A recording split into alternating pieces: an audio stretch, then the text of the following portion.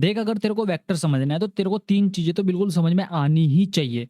अगर वो चीज़ तेरे को नहीं आती तो वेक्टर कभी समझ ही नहीं सकता। क्या चीज़ है वो 3? आई, जे, के। पूरे वेक्टर में आपको ये 3 चीज़ें मिलेंगी, आई, जे, के, बस और कुछ नहीं। इन 3 चीज़ों पे ही वेक्टर टिका हुआ है और बहुत सारे स्टूडेंट को ये 3 चीज़ें नहीं पता कि भाई आई क्या है, जे क्या है, के क्या है। बस उसने रट लिया है 3 आई कैप प्लस 2 जे कैप प्लस 3 के कैप, ऐसा इक्वेशन मिली, उसका मैग्नीट्यूड निकाल दिया, यूनिट वेक्टर निकाल दिया, ये निकाल दिया, वो निकाल दिया, दुनिया भर की चीजें निकाल दी, लेकिन कभी वो आई जे के की फील ले ही नहीं पाया। देखिए, हमारे पास 3 एक्सिस होती है। अरे बोलो, इतनी बात तो सबको पता है कि हमारे पास 3 एक्सिस होती है, एक्स, वाई और जेड। अब इनकी अपनी डायरेक्शन होती है। एक्स की अपनी डायरेक्शन है इधर राइट में और पीछे लेफ्ट में, वाई की अपनी डायरेक्शन है और जेड की अपनी डायरेक्शन है। तो इन डायरेक्शन को रिप्रेजेंट करने के लिए, ध्यान से सुनना मैंने क्या बोला, इन तीनों डायरेक्शन को रिप्रेजेंट करने के लिए 3 सिंबल बनाए गए, आई जे के, आई जे के। ये तीनों क्या है? ये तीनों ही यूनिट वेक्टर है, एक्स के अलोंग, वाई के अलोंग एंड जेड के अलोंग। क्या है ये तीनों? यूनिट वेक्टर है। ध्यान से सुनना मैंने क्या बोला, यूनिट वेक्टर है।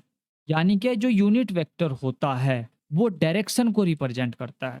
ये चीज अगर आपको नहीं पता तो दिमाग में गांठ बांध लो कि जो यूनिट वेक्टर होता है वो डायरेक्शन को रिप्रेजेंट करता है। लेकिन जो इसका प्रैक्टिकल यूज है वो क्या है, जैसे एग्जाम्पल से हम समझते हैं।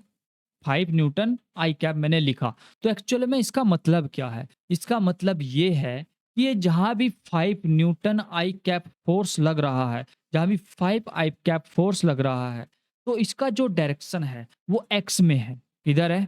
अरे बोलो किधर है? एक्स में है। बोलो बोलो किधर है? एक्स में है। क्या इसका कोई डायरेक्शन वाई में हो सकता है? बोलो, क्या इसका थोड़ा सा भी इफेक्ट वाई में जाएगा? मतलब बिल्कुल जरा सा, जितना आप सोच भी नहीं सकते। मैं बोल रहा हूँ बहुत बहुत बहुत छोटा सा इफेक्ट। आप बताओ मुझे, क्या इसका छोटा सा इफेक्ट वाई में जाएगा? बोलो बोलो, जाएगा कि नहीं जाएगा? क्या इसका थोड़ा सा भी इफेक्ट जेड में जाएगा? बोलो बोलो, जाएगा कि नहीं जाएगा? बोलो हाँ या ना। बोलो बोलो बोलो, नहीं जाएगा। नहीं जाएगा। यही तो वेक्टर की खास बात है भाई। यही वेक्टर की खास बात है कि ये एक्स वाई और जेड यानी कि आई जे के एक दूसरे से इंडिपेंडेंट होते हैं। ये बिल्कुल गांठ बांध लो, ये ऐसी बात है जो बहुत बहुत इंपॉर्टेंट है कि आई जे के एक दूसरे से इंडिपेंडेंट होते हैं। कोई काम अगर आई में हो रहा है उसका जे पे घंटा फर्क नहीं पड़ेगा, कोई वाई में हो रहा है तो उसका बाकी 2 पे फ़र्क नहीं पड़ेगा। यानी कि एक टाइम पे एक को ही कंसीडर करके चलना है, एक टाइम पे एक को ही रखना है, एक टाइम पे 2-2 नहीं रखने, एक टाइम पे 3-3 नहीं रखने। अगर एक टाइम पे 3 रखोगे तो फँसोगे ना भाई। समझ रहे हो ना मैं क्या कह रहा हूँ? एक टाइम पे 2 रखोगे या 3 रखोगे तो फँसोगे, एक टाइम पे 1 रखो और बाकी सब सही रहेगा। अब इसका यूज़ कहाँ पे हो जाता है? जैसे कोई प्रोजेक्टाइल ऐसे फेंका गया, ठीक है? इसकी कुछ ना कुछ वेलोसिटी रही होगी। कुछ भी आप सपोज़ मान लीजिए, मैं इधर 10 मान रहा हूँ, ये एंगल कुछ ऐसा है जिससे ये 6 आ जाए और ये एंगल ऐसा है ये 8 आ जाए। ठीक है? एंगल आप अपने हिसाब से सोच लेना, मेरा टाइम नहीं है अभी एंगल सोचने का। तो 10 ये 6 आ गया और ये 8 आ गया, ठीक है? तो जब मैं ये वाली डायरेक्शन कंसीडर करूँगा तो क्या मुझे अब 8 से कुछ लेना-देना है? अरे बोलो, क्या मुझे कुछ 10 से लेना-देना है? बोलो, बोलो, बोलो। नहीं है।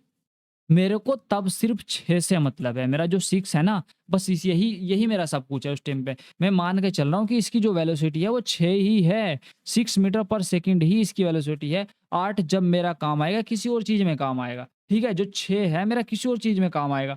जब मैं ऊपर वाली डायरेक्शन को कंसीडर कर रहा हूँ इसे, तो मैं तब 8 को केवल 8 को कंसीडर करूँगा। मुझे 6 से कोई मतलब नहीं है। अरे बोलो, है कि नहीं है? नहीं है भाई, नहीं है। अभी मैंने आपको क्या समझाया? कि वेक्टर एक दूसरे से इंडिपेंडेंट होते हैं। एक्स को वाई से मतलब नहीं, वाई को एक्स के मतलब नहीं और बाकी को किसी से कोई मतलब नहीं। अरे बोलो, आया या नहीं आया समझ? आया या नहीं आया? तो आपने देखा होगा कि जब हम टाइम निकालते थे, टाइम ऑफ फ्लाइट, तो हम केवल इसको कंसीडर करते थे क्योंकि टाइम ऑफ फ्लाइट क्या होता है? ऊपर जाने में लगा टाइम और नीचे आने में लगा time. That's my time of flight. S equal to U T plus half A T square. अरे बोलो, S equal to U T plus half A T square. S क्या होगा टाइम ऑफ फ्लाइट के लिए? अरे बोलो यार क्या होगा? जीरो होगा। क्यों जीरो होगा बे? अबे जीरो क्यों होगा बे? अरे बोलो यार, जीरो क्यों होगा? क्योंकि जैसे यहाँ से चला, ऊपर गया, तो फिर वापस नीचे आएगा कि नहीं आएगा, तब वही तो टाइम ऑफ फ्लाइट है यार। तो टू यू टी, एक टी से टी जाएगा कि नहीं जाएगा, तो जो टाइम ऑफ फ्लाइट आएगा क्या वो आएगा 2u/g।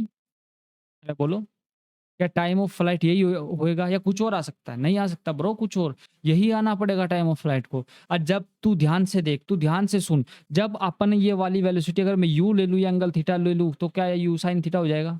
अरे बोल, क्या ये एंगल अगर मैं थीटा ले लूँ, ये वाला एंगल मैं थीटा ले लूँ, तो क्या ये जो कौन, ये वाला जो इसका कंपोनेंट है, वर्टिकल कंपोनेंट है, क्या ये यू साइन थीटा होगा? भला बता बता बता, जल्दी बता, तू समझा कि नहीं समझा इधर तक? ये यू साइन थीटा होगा। अगर ये यू साइन थीटा होगा तो इधर देख यार, मैंने क्या लिखा है, यू, यू कौन सा लिखा है? ऊपर वाला, ये वाला ऊपर वाला यू कौन सा लिखा है? अरे बोलो यार, यू कौन सा लिखा है? ऊपर वाला यू लिखा है, यानी कि यू साइन थीटा लिखा है, तो यू की जगह पे 2u साइन थीटा डाल दे, और तेरा 2u sine theta by G time of flight मेरा निकल के आया। अरे बोलो यार, आया कि नहीं आया? अब बता, तेरा फंडा क्लियर हुआ कि नहीं हुआ आई जे के का फाइनली? आई होप कि आपका फंडा क्लियर हो गया होगा। तो ऐसी वीडियो देखने के लिए यार इस वीडियो को लाइक कर देना यार।